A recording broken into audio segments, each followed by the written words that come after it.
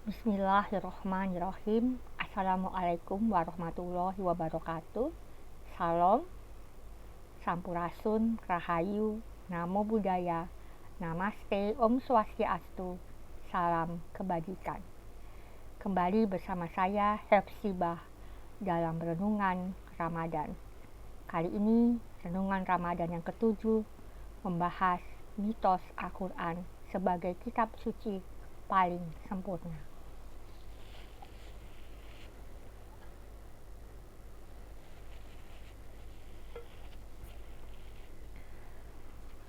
Menurut mitos kita, Taurat, Zabur, Injil, dan Al-Quran ditransmisikan pada bulan ke-9.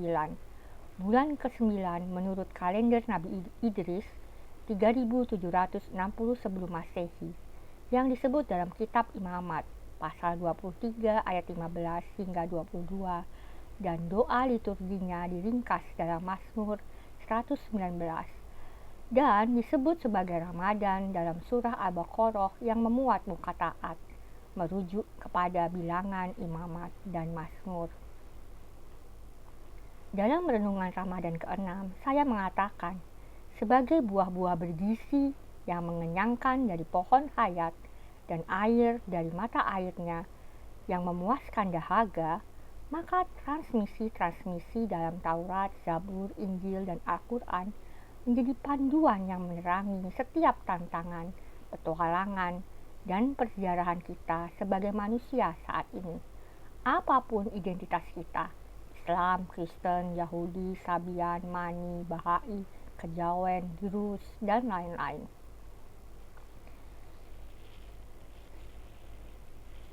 Itu artinya tidaklah mungkin merendahkan sementara mengunggulkan transmisi dan penyampai transmisi, transmitter yang satu dengan yang lainnya dari sesama satu rumpun pohon hayat. Begitu juga dengan sesama pohon hayat lain dari rumpun lain.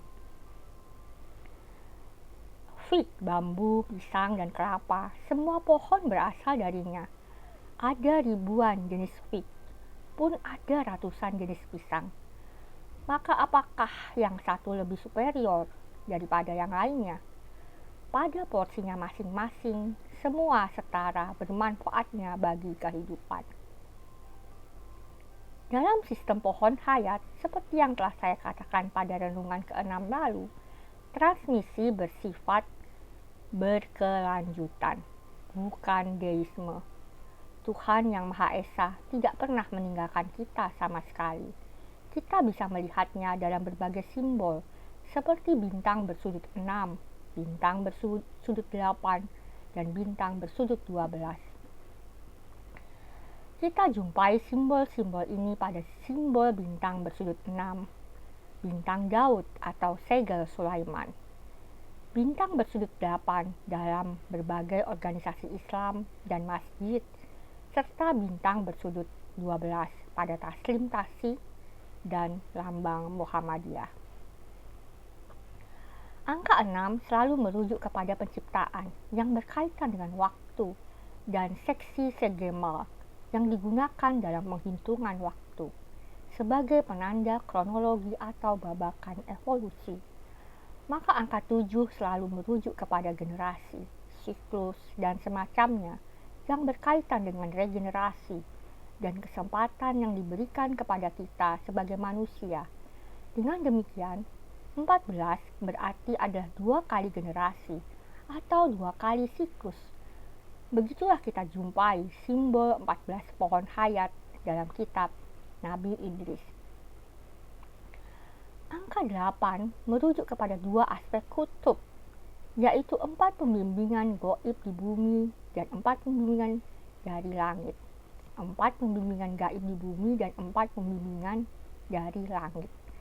Sehingga kita mempunyai 4 pir rijal al-gaib, yaitu Nabi Enoch atau Idris atau Khidir, kedua Nabi Ilyas atau Elia, ketiga Yesus Kristus atau Nabi Isa, dan keempat adalah Nabi Imam Muhammad Al-Mahdi atau Al-Qaim. Mereka yang membimbing kita dalam darah dan daging secara aktif di dunia saat ini. Dan kita juga mempunyai 4 arke malaikat, yaitu Jibril, Mikail, Rafael, dan Uriel, atau apapun nama panggilan lain untuk mereka. Angka 12 selalu merujuk kepada wewenang atau otoritas kehidupan kita secara spiritual, sekuler, intelektual, dan sekuler. Saya ulangi, angka 12 selalu merujuk kepada wewenang atau otoritas kehidupan kita secara spiritual, sekuler, dan intelektual. Sehingga juga meliputi 12 tahapan pertumbuhan spiritual. 12 tahapan pertumbuhan spiritual kita sebagai manusia. Seumpama 12 bulan dalam 1 tahun untuk menandai pergerakan dan perubahan di alam karena musim, cuaca, dan dinamika di semesta. Begitulah pula 12 otoritas dan 12 tahapan pertumbuhan kita. Dalam sistem pohon hayat, rumpun Nabi Enoch, kita menemukan adanya 6 kali pola 12, yaitu semenjak masa Nabi Ibrahim. Dimulai dari 12 Bani Ismail, kemudian 12 Bani Israel, 12 Kadi Israel, 12 Nabi-Nabi minor, 12 Abdal Yesus, dan 12 imam dari Muhammad SAW. Kronologi ini begitu rapi jika kita membacanya dengan seksama dalam transmisi dari himpunan Taurat ke himpunan Zabur dan himpunan Injil sampai ke himpunan Al-Quran. Mereka yang bersandar sepenuhnya kepada pohon hadaat dan atau yang menggenggam pandangan dunia dualis dan deis akan mempersoalkan hal-hal seperti perubahan-perubahan yang terjadi di dalam transmisi, masalah kanonisasi, yang manakah teks yang paling otentik atau yang paling asli, dan juga memiliki kecenderungan atau kebiasaan membaca suatu teks transmisi sebagai satu hal yang terpisah antara satu teks dengan teks awal dan transmisi awal.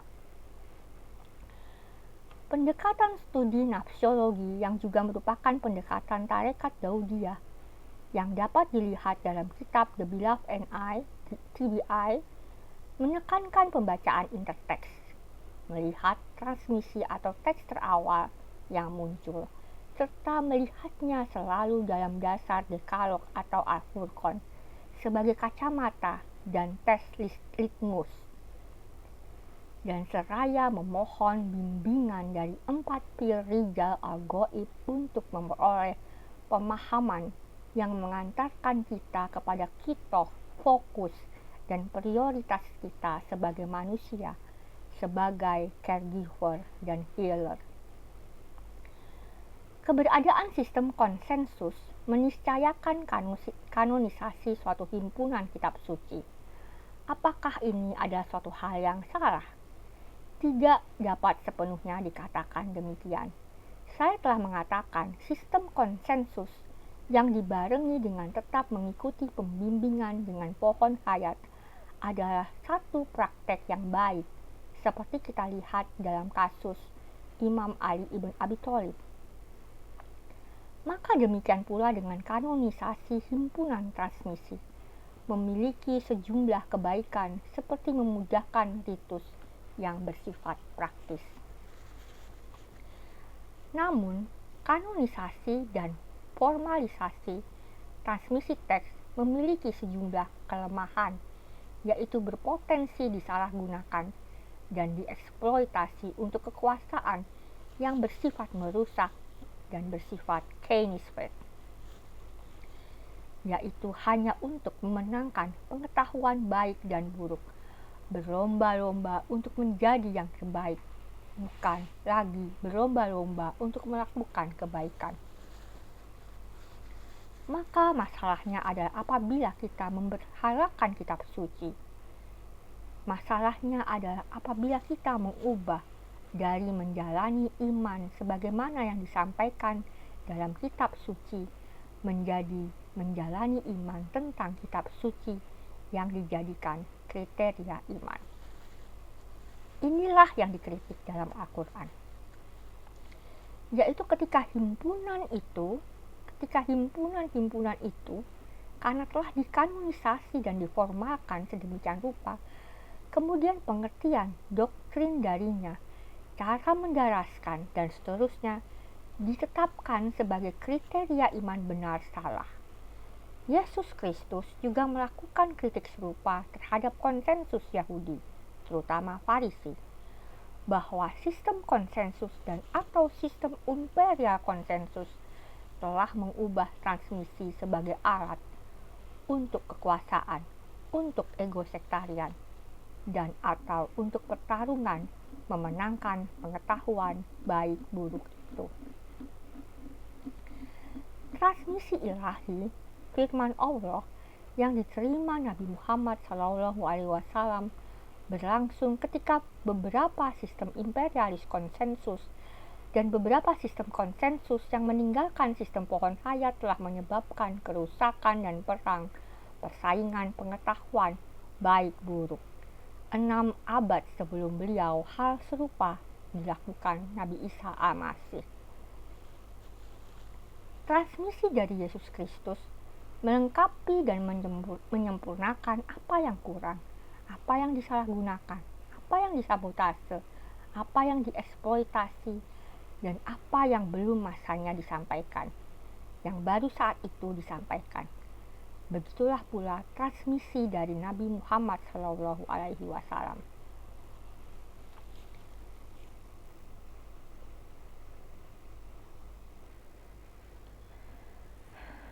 Karena itu, pada masa kita, bukan hanya adalah mustahil untuk memahami Taurat, Zabur, dan Injil tanpa membaca Al-Quran. Begitu pula sebaliknya, adalah mustahil untuk memahami Al-Quran tanpa memahami Taurat, Zabur, dan Injil. Karena kita bicara tentang sistem pohon hayat yang berkelanjutan dan bukanlah deisme, maka kita menjumpai antara lain panduan dalam Al-Quran seperti muka taat yang merupakan 14 inisial dan 14 kombinasi inisial untuk dirujuk kepada teks-teks transmisi dalam Taurat, Zabur, dan Injil. Zabur, yang berarti writings atau Nebiim dan Ketubim, mensyarahkan dan menanggapi kembali berbagai transmisi yang ada dalam Taurat. Ketika ada transmisi dalam Taurat menghilang, maka Tuhan hadirkan itu kembali. Sehingga misalnya kita jumpai kitab Enoch dan Yubelium. Injil pun mensyarahkan dan menanggapi kembali berbagai transmisi yang ada dalam Taurat dan Zabur, yang mulanya berserakan dan berceceran tidak tertulis semuanya, atau hanya ditransmisikan secara lisan selama 1 atau 2 abad pertama Masehi. Hal ini terjadi karena penindasan dan persekusi yang dialami para abdal dan huri Yesus Kristus. Begitu juga yang terjadi kepada Al-Quran. Bunda Fatimah Az-Zahra dan Imam Ali ibn Abi Thalib di dalam ocak Hart, pakai H ya, H-E-A-R-T-H, atau bait atau fokolare, mereka menghimpun kembali Al-Quran. Jadi Bunda Fatimah Az-Zahra dan Imam Ali ibn Abi Thalib di dalam ocak mereka menghimpun kembali Al-Quran yang mensyarahkan dan menanggapi kembali berbagai transmisi yang ada di dalam Taurat dan Zabur dan Injil. Kegiatan ini selesai di tangan Imam Muhammad Al-Hanafiyah pada sekitar 690 Masehi. Sebelum kemudian digunakan, bahkan disalahgunakan oleh Abdul Malik dan Al-Hajjaj untuk kekaisaran Umayyah yang menggunakan nama Islam. Lebih jauh lagi, di dalam Daudiyah bahkan karena itu diyakini ada alasan mengapa Tuhan menghadirkan kitab The Beloved and I. Karena Yudaisme, kekristenan, dan Islam telah sedemikian terdisintegrasi, terpecah belah, dan berebut memenangkan pengetahuan baik buruk dalam klaim atau justifikasi mereka terhadap mana kanonisasi yang benar dan mana yang salah. Kitab ini membawa kita agar melihat bahwa disintegrasi atau keterpecah belahan itu dan perselisihan itu adalah ilusi. Kitab ini membawa kita untuk melihat kesatuan transmisi yang nyata di dalam Taurat, Zabur, Injil, dan Al-Quran. Bahkan meskipun Alkitab dan Al-Quran telah diterjemahkan ke dalam berbagai bahasa, telah disalin dengan berbagai kekurangan dan kesalahan, serta telah dikanonisasi berbeda-beda oleh tiap mazhab, tiap gereja, dan tiap aliran. Maka sepanjang masih ada sistem-sistem yang zalim, yang menggunakan transmisi untuk membenarkan kezaliman dan ketidakadilan mereka, tidaklah ada satu-satunya himpunan transmisi yang paling sempurna. Pada faktanya, kanon Al-Quran telah disalahgunakan oleh Umayyah dan kemudian Abbasiyah serta Utsmaniyah serta berbagai kekaisaran muslim lainnya.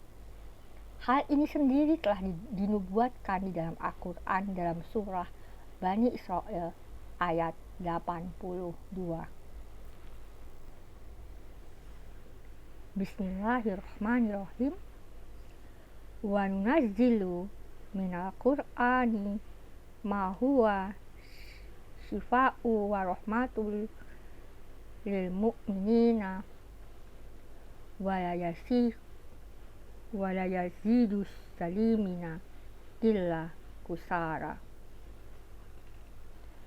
Yang berarti, when we send down the Quran, ketika kami menurunkan Al-Quran, which is healing and mercy in speech, yang mana menyembuhkan atau mengobati dan penuh kasih sayang to the believers, kepada orang-orang mukmin, it can add to the unjust only things bad. Itu dapat menambahkan ketidakadilan atau kezaliman kepada mereka yang ingin berbuat zalim, menjadi semakin bertambah-tambah kezaliman mereka. So artinya Al-Quran malah membuat orang kafir dan murtad, yaitu mereka yang tidak adil karena tidak mau memelihara atau yang menentang Dekalog atau Al-Furqan, mereka makin murka dan makin ingin melawan transmisi di dalam Al-Quran. Perlawanan dan pengingkaran ini tidak hanya dilakukan dengan organisasi dan institusi yang tidak memakai identitas Islam, tapi lebih jahat lagi dilakukan dengan organisasi dan institusi yang memakai identitas Islam, seperti Kekaisaran Umayyah, Abbasiyah, dan Utsmaniyah. Mari kita melihat kembali beberapa hal berikut ini yang diributkan oleh banyak sistem pohon hadaat, seperti perubahan-perubahan yang terjadi di dalam transmisi, masalah kanonisasi, yang manakah teks yang paling otentik atau yang paling asli, dan juga kecenderungan atau kebiasaan membaca suatu teks transmisi sebagai satu hal yang terpisah antara satu teks dengan teks awal dan transmisi awal. Kalau kita lihat hal-hal itu lagi, sekalipun ada satu kata berubah dalam penyalinan suatu teks, entah disengaja ataupun tidak, sekalipun tajwid yang saya daraskan tadi dianggap salah, sekalipun kanonisasi menghilangkan himpunan mushaf Imam Ali, sekalipun kita hanya mengingat satu surah, yaitu Al-Fatihah, atau hanya Mazmur 23 saja, dalam sistem pohon hayat semuanya itu tidaklah masalah, selama itu membantu atau menopang kita untuk tetap memelihara Dekalog atau Al-Furqan. Semuanya itu tidaklah masalah selama itu membantu atau menopang kita dalam fokus prioritas atau kitoh kita sebagai manusia, sebagai caregiver dan healer, sehingga kita kembali hanya kepada makrifat, kepada hakikat, yaitu yang ahad. Mitos diciptakan dan disampaikan di dalam kerangka transmisional atau pohon hayat di dalam rumpun Nabi Enoch adalah untuk tujuan tertentu, purpose driven, yakni agar kita menjadi manusia seutuhnya. Apapun tantangan yang kita hadapi dan apapun yang telah salah kita lakukan, dengan upaya memelihara dekalog atau al-Furqan, itulah sistem penopang kita dalam fitrah atau nature kita sebagai manusia, yaitu sebagai caregiver dan healer. So, Anda boleh percaya Yesus disalib ataupun tidak, beliau menikah ataupun tidak, punya banyak istri atau punya satu istri, Anda boleh menyebut Alhamdulillah sebagai Alhamdulillah dan Ali sebagai Ngali. Dalam Al-Quran ditegaskan Tuhanlah yang mengilhamkan berbagai bahasa kepada umat manusia untuk kita saling mengenal. So, Anda boleh saja sholat atau berdoa atau membaca Al-Fatihah dan Mazmur 23 dalam bahasa Jawa, Bugis, Madura, Minang, Iroquois, Hokkien, atau Tamil. It does not really matter. Semuanya itu tidaklah masalah selama itu membantu atau menopang kita untuk tetap memelihara dekalog atau Al-Furqan. Semuanya itu tidaklah masalah selama itu membantu atau menopang kita dalam fokus prioritas atau kitoh kita sebagai manusia, yaitu sebagai caregiver dan healer, sehingga kita kembali hanya kepada makrifat, kepada hakikat, yaitu yang ahad. Berarti itu termasuk tauhid adalah satu kemanusiaan. Mereka yang menghakimi saya sebagai liberal atau tersesat atau kafir atau murtad karena saya mengatakan hal semacam, ya sholat boleh saja dalam bahasa Melayu atau tidak masalah, bersalah dalam tajwid atau hanya hafal satu ayat Al-Quran. Sesungguhnya mereka lah yang ingin sebebas mungkin untuk melanggar dekalog atau Al-Furqan itu, melawan yang ahad.